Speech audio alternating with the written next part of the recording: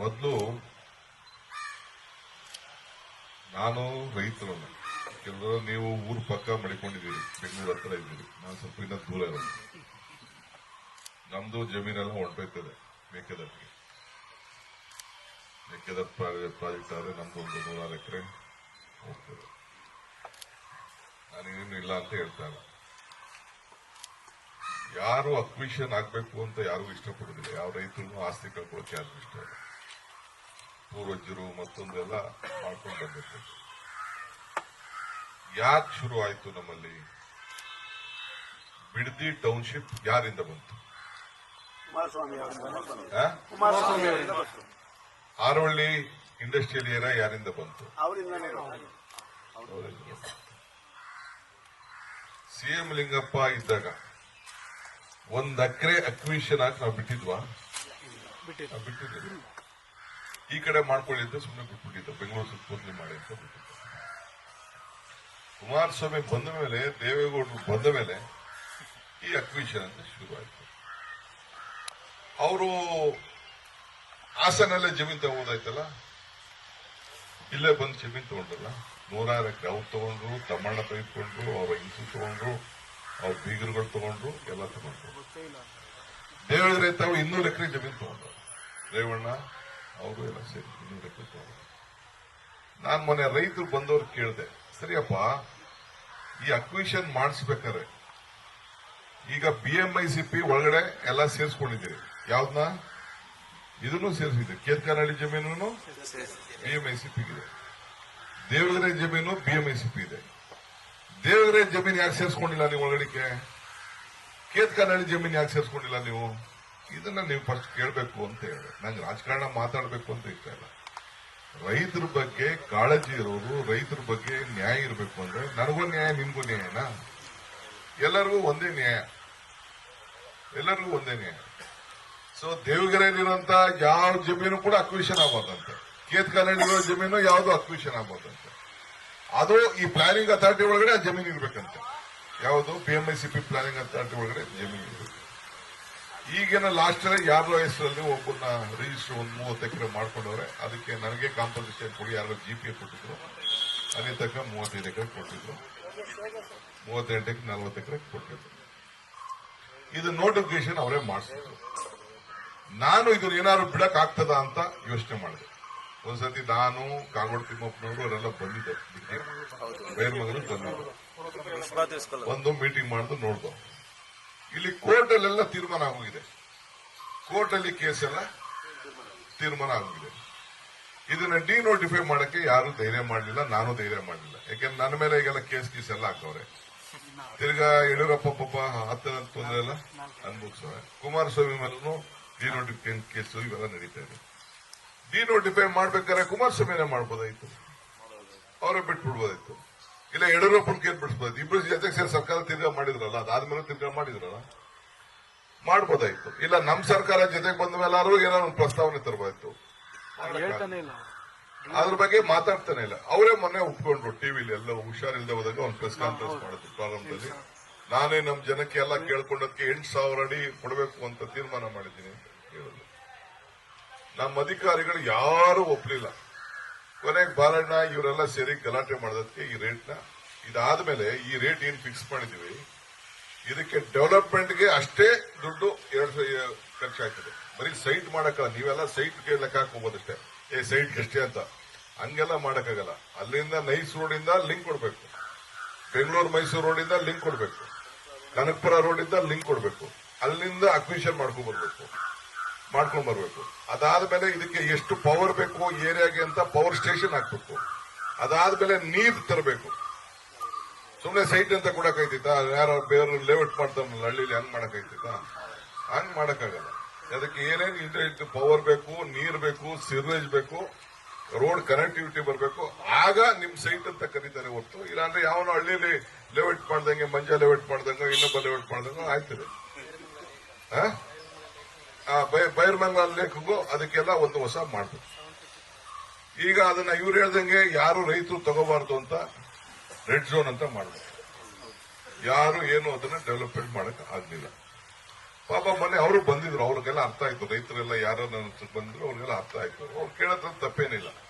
ಕೆಲವು ರಾಜಕೀಯ ಇಲ್ಲಿ ಬೆಳೆಸ್ಕೊಂಡಿದ್ದಾರೆ, ಅವ್ರು ಬೆಳೆಸ್ಕೊಂಡು. ಈಗ ನಾನು ತಮ್ಗೆಲ್ಲ ಕೇಳೋದು ಇಷ್ಟೇ, ಇದು ಈ ಸ್ಟೇಜ್ಗೆ ಹಿಂದೆ ಸಿದ್ದರಾಮಯ್ಯನವ್ರ ಕಾಲದಲ್ಲೂ ನಡೀತು. ಸುರೇಶ್ನೇ ಚೇರ್ಮನ್ ಮಾಡ್ಕೊಂತ ಹೇಳಿದ್ರು, ಬಾಲಕೃಷ್ಣ ಗೊತ್ತಿದೆ ಅದು.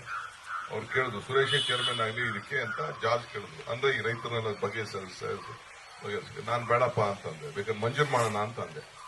ಇದೇ ಮಂಜೂರ್ ಚೇರ್ಮನ್ ಮಾಡೋಣ ಅಂತ ಹೇಳಿದೆ ನನಗೆ. ಆಗ ನಮ್ಮ ಪಾರ್ಟಿಲಿ ಇದ್ದ ಒಂದು ಮಂಜ. ಆಮೇಲೆ ಅವ್ರು ಒಪ್ಲಿಲ್ಲ. ಅದ್ ಯಾಕೆ ಒಪ್ಲಿಲ್ಲ ಗೊತ್ತಿಲ್ಲ. ಇಲ್ಲ ಇವ್ನು ಬೇಡ, ಇವನಲ್ಲಿ ಲೋಕಲ್ ಏಜೆಂಟ್, ಇವನು ಜಮೀನ್ ವ್ಯವಹಾರ ಮಾಡ್ತಾ ಇದ್ದಾನೆ, ರೈತರಿಗೆ ನ್ಯಾಯ ಬರೋಕ್ಕಾಗಲ್ಲ ಅಂತ ಜಾರ್ಜ್ ಒಪ್ಲಿಲ್ಲ. ಅವನು ರಿಯಲ್ ಎಸ್ಟೇಟ್ ಅಲ್ಲ ಅವನೇ. ನಿಮ್ ಸುರೇಶ್ ಏನ್ ರಿಯಲ್ ಎಸ್ಟೇಟ್ ಇಲ್ಲಿಲ್ಲ, ಅವ್ರು MP ಇರ್ತಾರೆ, ಅದು ಗೌರವ ಇರ್ತದೆ. ಇವನ್ ಬೇಡ, ಇದು ಇವನ್ ಆಲೆ ಸೈಟ್ ತಗೊಂಡು ಮಾಡೋದು ತಿರ್ಗಾ ರೈತರದ್ದು ಸ್ಕ್ಯಾಂಡಲ್ ತರ ಆಗೋಗ್ತದೆ ಅಂತೇಳಿ ಅದಕ್ಕೆ ಅವ್ರು ಒಪ್ಲಿಲ್ಲ. ಆಮೇಲೆ ಕೊನೆಗೆ ಸುಮ್ಮನೆ ಯಾಕೆ ಒಳಗಡೆ ಆಗ್ತದೆ ಅಂತ ಅಂದ್ರೆ ಮೆಂಬರ್ ಅಂತ ಮಡಗಿದೀನಿ ಅಂತಂದ್ರೆ ಸ್ವಲ್ಪ ಗೌರವಕ್ಕಿರ್ಲಿ, ನಾಳೆ ಬೆಳಿಗ್ಗೆ ಮೀಟಿಂಗ್ ಅಲ್ಲಿ ಕೂತ್ಕೊಳ್ಳಕ್ಕೆ ಮಾಡಕ್ಕೆ ಇವನು ಯಾರು ಬಂದು ಕೂತ್ಕೊಂಡ ಅದಂತ ಅಂದ್ಬಿಟ್ಟು ಸುಮ್ಮನೆ ಮೆಂಬರ್ ಸೇರಿಸಿದ್ವಿ. ಈಗ ಏನೇ ತೀರ್ಮಾನ ಮಾಡೋದು ಇವತ್ತೆಲ್ಲ ಚರ್ಚೆ ಮಾಡಿ ತೀರ್ಮಾನ ಮಾಡಿದ್ವಿ. ಈ ರಾಮನಗರ ಜಿಲ್ಲೆಯಿಂದ ಫಸ್ಟ್ ನೀವೆಲ್ಲ ರಾಮನಗರ ತರ ಕಲಿತಿರ್ತಾನೆ, ನಿಮ್ಗೆ ಚನ್ನಪಟ್ಟಣ ನಂಟ್ರವ್ರು ಇರ್ತಾನೆ, ಕನಕಪುರ ನಂಟ್ರವ್ರು ಇರ್ತಾನೆ, ಮಾಗಡಿ ನಂಟ್ರವ್ರು ಇರ್ತಾನೆ. ರಾಮನಗರ ಜಿಲ್ಲೆಯಿಂದ ದಕ್ಷಿಣ ಜಿಲ್ಲೆ ಅಂತ ಮಾಡಿದ ತಕ್ಷಣ ನಿಮ್ಮ ಆಸ್ತಿ ಬೆಲೆ ಎಷ್ಟಾಯ್ತು ಅಂತ ಲೆಕ್ಕ. ನಾವೇನು ರಾಮನಗರ ಹೆಡ್ ಕ್ವಾರ್ಟರ್ಸ್ ಅಲ್ಲೇ ಇರ್ತದೆ ಹೆಸರಿಗೆ. ಮೊದಲು ನಾವೆಲ್ಲ ಬೆಂಗಳೂರು, ಈಗ ನಾನು ಜಿಲ್ಲಾ ಪಂಚಾಯತಿ ಮೆಂಬರು, ಬೆಂಗಳೂರು ಗ್ರಾಮಾಂತರ ಜಿಲ್ಲಾ ಪಂಚಾಯತಿ ಮೆಂಬರು. ನಮ್ದು ಬೆಂಗಳೂರು ಜಿಲ್ಲೆನೇ ನಮ್ ಲೆಕ್ಕ. ನಮ್ಮ ಇದು ಮೇಕೆದಾಟು ಗಂಟ, ಈ ಕಡೆ ಚನ್ನಪಟ್ಟಣ ಬಾರ್ಡರ್, ಮದ್ದೂರು ಬಾರ್ಡರ್ ಗಂಟ, ಈ ಕಡೆ ಇದು ಹುಲಿಯೂರು ಗಂಟ, ನಾವೆಲ್ಲ ಬೆಂಗಳೂರು ಜಿಲ್ಲೆಯವರೇ. ತಮಿಳುನಾಡು ಬಾರ್ಡರ್ ಗಂಟ ನಾವೆಲ್ಲ ಬೆಂಗಳೂರು ಜಿಲ್ಲೆಯವರೇ. ಅದನ್ನ ಏನೋ ಭಾಗ ಮಾಡಿ ಮಾಡಾಯ್ತು. ಈಗ ಕನಕಪುರ ಕ್ಷೇತ್ರ ಆಯ್ತು. ನಾನು ಬಡದಾಡ್ಬೋದಾಯ್ತಲ್ಲ, ಕನಕಪುರ ಕ್ಷೇತ್ರ ಅಂದಾಗ ನಾನು ಮೆಂಬರ್ ಇದ್ದಾಗ ನಾನು ಬೇಡ ಇದ್ರೆ ಕನಕಪುರ ಕ್ಷೇತ್ರ ತೆಗೀರಿ, ಅದನ್ನ ಬೆಂಗಳೂರು ಗ್ರಾಮಾಂತರ ಅಂತ ನಾವು ಮಾಡ್ತೀವಿ. ಅದಕ್ಕೊಂದು ಗೌರವ ತಾನೆ, ಬೆಂಗಳೂರು ಗ್ರಾಮಾಂತರ ಅಂತ ಬೆಂಗಳೂರು ಬ್ರ್ಯಾಂಡ್ ಅಂತ ಮಾಡ್ತೀವಿ. ಈಗ ಅದಕ್ಕೆ ಆಗ್ಬಾರ್ದು ಅಂತ ಅಂದ್ಬಿಟ್ಟು ಎಲ್ಲ ಏನೇನೋ ತಗರಾಲೆಲ್ಲ ಹಾಕಿದ್ರು. ನಾನು ಅದಕ್ಕೆಲ್ಲ ಜಗ್ಗಕ್ಕೆ ಹೋಗ್ಲಿಲ್ಲ. ನಾನು ನೀವು ಮಾಡಿದ ದಿನ ಭಾರಿ ಜನ ಸಂತೋಷ ಆಯ್ತು, ಬೆಂಗಳೂರು ಅಂತ ಆಯ್ತು. ಈಗ ನಾವೆಲ್ಲ ಬೆಂಗಳೂರು ಜಿಲ್ಲೆಯವರು. ನಿನ್ನೆ ಪರಮೇಶ್ವರ್ ಹೇಳ್ತಿದ್ರು, ನಮ್ಮ ಡಾಕ್ಟರ್ ಪರಮೇಶ್ವರ್, ಏನೋ ಮಾಡಿ ತುಮಕೂರು ಸೇರಿಸ್ಬಿಡ, ತುಮಕೂರಲ್ಲಿ ಇದು ಕುಮಾರಸ್ವಾಮಿಗೆ ಅರ್ಥ ಅವ್ರಿಗೆ ಯಾಕೆ ಅರ್ಥ ಆಗಲ್ಲ, ಎಲ್ಲ ಅರ್ಥ ಆಗ್ತದೆ. ಅಲ್ಲಿಂದ ಬಂದು ಇದು ಜಮೀನು ತಗೊಳ್ಳೋದು ಕುಮಾರಸ್ವಾಮಿ ಅವ್ರಿಗೆ ಹೇಳ್ತಾ ಇರೋದು. ಕುಮಾರಸ್ವಾಮಿಗೆ ರಾಮನಗರ ದಕ್ಷಿಣ ಮಾಡಿದ್ರಲ್ಲ, ವ್ಯಾಲ್ಯೂ ಈಗ ಗೊತ್ತಾಯ್ತಾ ಇದೆ ಅಂತ ಹೇಳಿದ್ ನಾನು. ಅರ್ಥ ಆಯ್ತಾ? ಈಗ ಅವ್ರು ಕೇಳ್ತಾವ್ರೆ, ಎಲ್ಲಿ ಮಾಗಡಿಯವರು, ಮಾಗಡಿ ತುಮಕೂರವರು 70 ಕಿಲೋಮೀಟರ್, 72 ಕಿಲೋಮೀಟರ್. ಅಲ್ಲಿಂದ ಸೇರ್ಸಿದ್ಮೇಲೆ ತಿರ್ಗಾ ಪಾವಗಡ ಗಂಟೆ ಬೆಂಗಳೂರು ಅಂತ ಕೇಳ್ತಾರೆ. ಇರ್ಲಿ, ಅವ್ರು ಕೇಳೋದ್ ತಪ್ಪೇನಿಲ್ಲ. ಅಂದ್ರೆ ಅವ್ರಿಗೆ ನಮ್ಮ ಬೆಲೆ ಏನು ಅಂತ ಅವ್ರಿಗೆ ಅರ್ಥ ಆಗಿದೆ. ನಮ್ಮ ಮೌಲ್ಯ, ನಮ್ಮ ತೀರ್ಮಾನ, ನಮ್ಮ ವಿಚಾರಧಾರೆಗಳು ಏನು ಅಂತ ತೀರ್ಮಾನ ಆಗಿದೆ. ಮೆಡಿಕಲ್ ಕಾಲೇಜ್ ಅಂತ ಮಾಡಿಸಿದ್ರು. ಏನಾರು ಅದಕ್ಕೊಂದು ಜೀವ ಬಂತ? ಮಧ್ಯ ಅವನು ನಮ್ಮ ಜಿಲ್ಲಾ ಪಂಚಾಯತ್ ನಮ್ಮ ನಂಟ ರಾಮಯ್ಯ ಅಲ್ಲ, ಅವ್ರ ಜಮೀನ್ ಮಾತ್ರ ಬಿಟ್ಬಿಟ್ರು. ಅವ್ರ ಜಮೀನ್ ಮಾತ್ರ ಮಧ್ಯ ಬಿಟ್ಬಿಟ್ಟವ್ರೆ, ಬೇರೆ ಜಮೀನೆಲ್ಲ ಅಕ್ವೈರ್ ಮಾಡವ್ರೆ. ಅದನ್ನ ಹಂಗೆ ಬಿಟ್ಬಿಟ್ರು. ಈಗ ನಾನು ಅದಕ್ಕೆ ಏನೋ ಒಂದು ಜೀವ ಕೊಡ್ಬೇಕು, ಒಂದು ಮೆಡಿಕಲ್ ಕಾಲೇಜ್ ಆಗಲಿ ಅಂತ ಮಾಡಿ ಅಲ್ಲೊಂದು ಮೆಡಿಕಲ್ ಕಾಲೇಜ್ ಬಂತು. ಈ ಕನಕಪುರದಲ್ಲಿ ಮಾಡಿಸಿದೀನಿ. ದಯಾನಂದ ಸಾಗರ್ ಕಾಲೇಜ್ ಒಂದು ಬಂತು, ನಿಮ್ ರಾಮನಗರ ಕ್ಷೇತ್ರ ದಯಾನಂದ ಸಾಗರ್ ಕಾಲೇಜ್ ಬಂತು. ಚನ್ನಪಟ್ಟಣದಲ್ಲಿ ಒಂದು ಕಾಲೇಜ್ ಪರ್ಮಿಷನ್ ಕೊಟ್ಟಿದ್ದೀವಿ.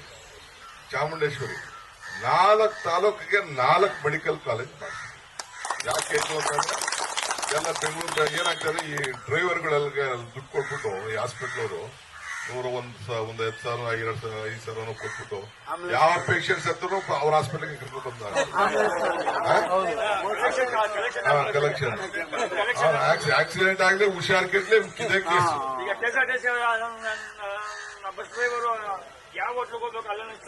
ಹಂಗೆ ಮಾಡೋದು. ಅದಕ್ಕೆ ನಾನು ದುಡ್ಡು ಕೊಟ್ಟು ಬಾಳ ಬಂದವನಿಗೆ 25,000 ಕೊಡಬೇಕು, 5,000 ಕೊಡಬೇಕು, ಲಕ್ಷ ಕೊಡಬೇಕು. ಏನ್ ಮಾಡೋಣ ನಾವು? ಕೊನೆಗೆ ಬಡದಾಡಿ ಏನ್ ಮಾಡಿದ್ರು ಚಿಂತೆ ಇಲ್ಲ, ಎಲ್ಲಾ ಕಡೆನೂ ಒಂದು ಆಸ್ಪತ್ರೆ ಆಗಲಿ ಅಂತ ಅಂದ್ಬಿಟ್ಟು ಇನ್ನು ಅದನ್ನ ಹಾಸ್ಪಿಟಲ್ ಮಾಡ್ತೀವಿ. ಯಾಕಂದ್ರೆ ಮೂಲ ಏನಪ್ಪ ಅಂದ್ರೆ ನಮ್ಗೆ ಜನರಿಗೆ ವಯಸ್ಸಾದ್ಮೇಲೆ ಈಗ ನನಗೆ ಬೇಕಲ್ಲ, ಈಗ ಡಾಕ್ಟ್ರು 50, 45, 50 ಆದ್ಮೇಲೆ ಎಲ್ಲ ಬೇಕಲ್ಲ. ಅಲ್ಲಿ ಊರು ಹೋಗ್ತವೆ, ಕೂದಲು ಹೆಚ್ಚು ಕಮ್ಮಿ ಆಯ್ತದೆ, ಕಣ್ಣು ಹೆಚ್ಚು ಕಮ್ಮಿ ಆಯ್ತದೆ, ಕಾಲು ಹೆಚ್ಚು ಕಮ್ಮಿ ಆಯ್ತದೆ, ಇವೆಲ್ಲ ಬರ್ತಾ ಇದಾವಲ್ಲ. ಅದಕ್ಕೆ ಮೂಲ ನನ್ಗೆ ಗೊತ್ತಾಯ್ತು, ಪ್ರತಿ ತಿಂಗಳು ಹೆಚ್ಚು ಕಮ್ಮಿ ಒಂದು 5 ಲಕ್ಷ ರೂಪಾಯಿ ಬರೀ ಹಾಸ್ಪಿಟಲ್ಗೆ ಕೊಡಬೇಕು. ಅಂದ್ರೆ ಪೇಷಂಟ್ಗಳು ಪಾಪ ಏನ್ ಮಾಡ್ತೀರಿ ಪಾಪ, ಬಡತನದಲ್ಲಿ ನಾವು ಮನೆಗೆ ಬಂದವರು, ಮನೆಗೆ ಹುಡ್ಕೊಂಡು ಬಂದವ್ರು ಕೊಡ್ಲೇಬೇಕಲ್ಲ. ಹಿಂಗಿದೆ ಸೇರಿಸ್ಬಿಟ್ಟಿದೀವಿ, ಹಾಸ್ಪಿಟಲ್ ಬಿಲ್ ಕಟ್ಟಬೇಕು, ಔಷಧಿಗಿಲ್ಲ ಅಂತ ಏನೋ ಹೇಳ್ತಾರೆ. ಈ ತರ ಏನಾದ್ರು ಯಾವಾಗಾರು ಯೋಚನೆ ಮಾಡಿದ್ರ ಯಾರು? ನಾವು ಇದನ್ನ ಬಹಳ ದೂರದ ಆಲೋಚನೆ ಇಟ್ಕೊಂಡು, ಈಗ ನಿಮ್ ರಾಮನಗರದಲ್ಲೇ ಆಗ್ಲಿ ಹಾಸ್ಪಿಟಲ್ ನಾನು ಆ PWD ಜಾಗನ ತೆಗೆಸಿಸಿ ಫುಲ್ ಶಿಫ್ಟ್ ಮಾಡಿಸ್ಬಿಟ್ಟು ಆ ಹಾಸ್ಪಿಟಲ್ನ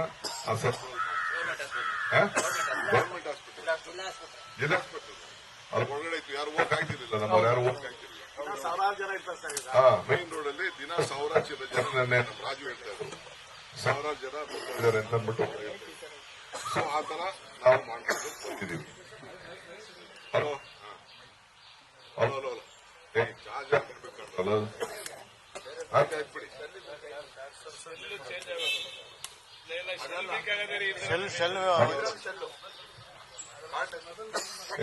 ನೀವೆಲ್ಲ ನೋಡ್ಕೊತಾ ಇರ್ಬೇಕ. ಈಗ ನಾನು ಹೇಳೋದಿಷ್ಟೇ, ಒಳ್ಳೆ ರೇಟ್ ಫಿಕ್ಸ್ ಮಾಡಿದ್ದೀನಿ. ಈಗ ಒಂದೊಂದು ಊರೇ ಒಂದೊಂದು ದಿನ ಸಪರೇಟ್ ನೋಟಿಫಿಕೇಶನ್ ಮಾಡ್ತಾ ಇದ್ದೀನಿ. ಒಂದೊಂದು ದಿನ ಒಂದೊಂದು ಸಪರೇಟ್ ನೋಟಿಫಿಕೇಶನ್ ಮಾಡ್ತಾ ಇದ್ದೀನಿ. ಯಾಕೆ ಅಂದ್ರೆ ನನಗೆ ಇವರೆಲ್ಲ ಕೆಲವು ಕೋರ್ಟ್ಗೆ ಹೋಯ್ತಾ ಇದ್ದ, ಅವ್ರ ಆಲೆ ಲಿಟಿಗೇಟ್ ಗಿರಾಕಿಗಳೆಲ್ಲ ಕೋರ್ಟ್ಗೆ ಹಾಕ್ಸೋದು. ಅವ್ನು ಮಾಡೋದು ಮಾಡ್ಲಿ, ನಾವು ಬರ್ತೀವಿ ವಾಪಸ್ಸು ಅಂತವನೇ, ನನಗೆ ಬರ್ತಿಲ್ಲ ಅವ್ರು. ಕೆಲವು ರೈತರಿಗೆ ಗೊತ್ತೇ ಇಲ್ಲ, ಹೈಕೋರ್ಟ್ ಸುಪ್ರೀಂ ಕೋರ್ಟ್ ಹೋದ್ರೆ ಖರ್ಚೇ ಕೊಡುವಂಗಿಲ್ಲ, ನಾವು ಎಲ್ಲ ಅವರೇ ನೋಡ್ಕೋತಾರೆ ಅಂದ್ಬಿಟ್ಟು ಕೆಲವು ರೈತರುಗಳಿಗೆ ತಲೆನೂ ಕೆಡ್ಸವ್ರೆ, ನಾವೇನು ಮಾಡುವಂಗಿಲ್ಲ ಅಂತ. ಅವ್ರು ಏನಾದ್ರು ಮಾಡ್ಕೊಳ್ಳಿ.